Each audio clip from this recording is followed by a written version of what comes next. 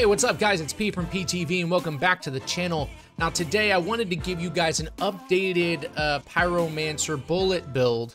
And I told you guys a while ago, we made the other build about a week ago, which was pre-patch. And I've been telling you for a while I wanted to update you guys, but I've just been feeling like the build is not complete. I don't want to show you an incomplete build, and there's different variances that you might stumble across. And so I didn't know if it was going to be that helpful, but I feel like it's a good time just to keep y'all updated, okay? So this is the updated bullet build from the Pyromancer. Last build, like I said, got nerfed down to the ground, but I found a couple ways where we can sort of overcome that, if you will. All right, so this is the, I guess it's sort of like the discount build. Maybe you don't have a whole lot of tier 3 mods in your library and things like that, but you still want to be able to push. You know, maybe you're on Expedition 8, 9, 10, maybe 11 if you're lucky, right? Here's what you're going to be doing. You can go ahead and like freeze frame this if you want to, but you're going to come through here and do this. I don't want to go too far into this because I've already made the build, but this is just a slight alteration to help you sort of get back the damage that was taken from us via the nerf. So copy this, and then on top of that, we're going to go down here into the Tempest skill tree.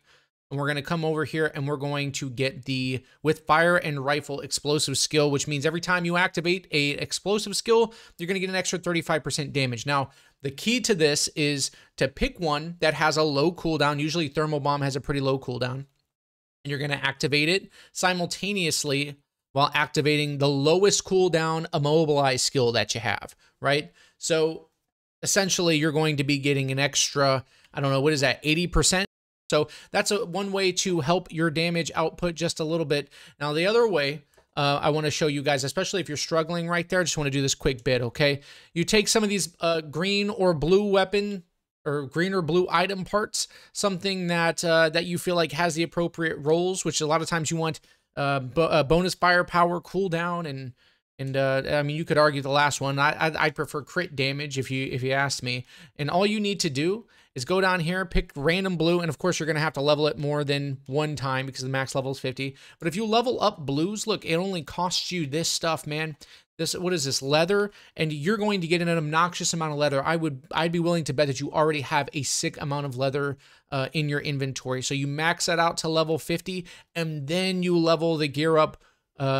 Improve the rarity of the gear up, and that's going to cost you a little bit of the titanium, which kind of sucks, but you have an opportunity to level the gear up with the attributes that you need, and then maybe get lucky and get a skill attached to it that's pretty darn good. So yeah, that's one way to help, and we're going to move on to the optimized, you know, decent mod library build. Okay, so bear with me as we move on. I don't want to make this video too long. I want to show y'all in the beginning here, the main one that I'm going to show you is a heavily mod reliant variation. Boom, and it's going to look like that when you're done. It's a pretty standard Ashbreaker skill tree look, right? Okay, so as we go over to our inventory, here's what I'm running. Again, I've told you this is very mod heavy, and I've leveled up my gear quite a bit. And you're going to want to spec right here the Amber Vault, okay? The Amber Vault's fantastic because of its tier 3 mod Killing Spree, which increases damage by 25% for up to 20 seconds every single time you kill someone. So what I like to do is I kill some of the little ads, right? Those little really easy to kill ads, and you do it real quick 3 times, and for 20 seconds, you get a 75% damage boost. That is a substantial boost. It's huge. I throw Ash Bullets on here so I don't have to waste any part of my skill tree to make sure that enemies are going to go ash after they're burned. Okay, that's what my gun looks like. The Amber Vault doesn't necessarily have the perfect roll for attributes, so there may be other mods that are, or other legendary weapons that are better than this. For now, this is what I'm rocking. That tier 3 mod, you just can't beat that at the moment, okay? For everything else, you really want to spec into bonus firepower, okay? Bonus firepower, crit damage, and cooldown reduction. I feel like at this moment, the way that I'm trying to trend towards are the attributes that I'm trying to roll. So obviously, I mean, some of this is subpar, right? And that's why I told you guys, this is not a complete build by any means. But we come here, Stand Tall and Ashen Boost, both substantial damage mods, okay? Another one, bonus firepower, cooldown reduction, and skills life leech, 2 of the 3 that we're looking for. We throw crit stack on there for even more critical damage, and then bullet kindling because when we activate our volcanic rounds, we are going to be doing 20% damage on top of the volcanic rounds bullets because they're going to be on fire, as well as ash inflicted. Now come here, bonus firepower, status power, healing received. You'll notice most of my stuff is not, it's not perfect, man. It's not perfect, but sharp eye right there. And this in tandem with another mod that I'll talk about here in a moment. As I aim down the sights, kills give me an additional 14,000 firepower for 20 seconds and stack that up to 3 times. That's just brilliant. And it goes on top of the amber vault here of the 3 kills, right? So if I just aim down the sights, I'm getting a huge bonus on firepower mod. Just really difficult to beat, right? Right here, another bonus firepower cooldown reduction, 2 out of the 3. And then we get Captain Hunter, which is another huge tier 3 mod, an extra 25% damage to the elites. We just absolutely melt their face when our build is optimized through the gameplay. And then Bloodlust. I mean, we are just really speccing into damage. It just feels like, especially in the expeditions, that's how the game wants you to spec. They want you to be like the DPS guy.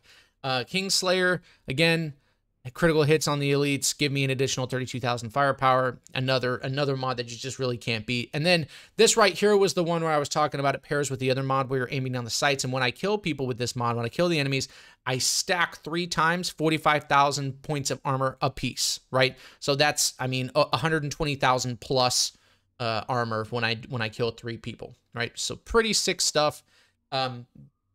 Just spec into this right here. And the gameplay loop, I'm going to put the gameplay sort of at the end of the video to make sure you guys can see like a world tier 12, 13 run, whatever it is I'm at right now. I want you guys to see it, but the gameplay loop is going to look like this, okay? You're going to activate one of your skills in the very beginning. Bang, Ash Blast, Feed the Flames, doesn't matter. You're going to get that 35, 40% weapon damage off that, and you're immediately going to aim down the sights and start melting the ads. You want to melt 3 ads first, and then you want to start focusing on killing the elites in the packs and the waves that you're going to see. Ads first, so you get the crit and damage, the weapon damage modifiers, then focus on melting the elites, okay? Volcanic rounds. As soon as I'm ready, I kill those ads, and then I activate volcanic rounds when I'm ready to kill elites only. I do not activate it prior to that because you're really just wasting it. The ads are so easy to kill. It's like, why am I using my volcanic rounds? We do not have the unlimited rounds. I've decided to go against Perpetual Immobile to, in fact, deal a substantial amount more bit of damage. It is a reload build. I mean, this is not perfect, right? Like I said, it's an update, but it's not perfect, okay? And you need to make sure about every 10 seconds you use one of these, and then 10 seconds later you use one of these while the other one is on cooldown, okay? So just try your best to just go back and forth to keep that extra 45% up. That's the skill cooldown management that you're going to need. And then, of course, Feed the Flames, like I said, only focusing on the elites. And if you're aiming down the sights while you're killing, you get that massive armor boost on top of the massive damage boost. This has really, really helped me in solos, okay? So I'm going to throw the gameplay here on the end. I'm sorry for a little bit longer video because I basically just did 2 builds in one. I hope you guys enjoyed it. If you did, please make sure to like, subscribe to my channel for more Outriders content. I try to post every single day. And yeah, man, I appreciate you guys being here. Thanks for watching, and I'll see you in the next one, man. Peace.